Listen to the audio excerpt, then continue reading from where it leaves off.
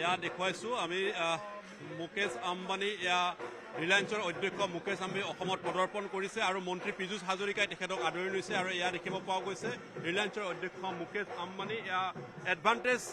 আছাম 2 তেখেতৰ অংশগ্ৰহণ আৰু বিশিষ্ট উদ্যোগপতিগৰাকীৰ এয়া অসমত মাটিত উপস্থিত হৈছেহি আৰু তেখেতৰ বিশেষভাৱে এয়া উপস্থিতিয়ে বিশেষভাৱে উদ্যোগ আগবঢ়াই লৈ যাব উদ্যোগ খণ্ডৰ ক্ষেত্ৰত বিশেষভাৱে যে প্ৰভাৱিত কৰিব সেই কথা এক প্ৰকাৰ নিশ্চিত এয়া দেখিব পোৱা গৈছে তেখেতৰ এয়া বিশেষ বাহনখনত তেখেতক এই মুহূৰ্তত উঠোৱা হৈছে এয়া আৰু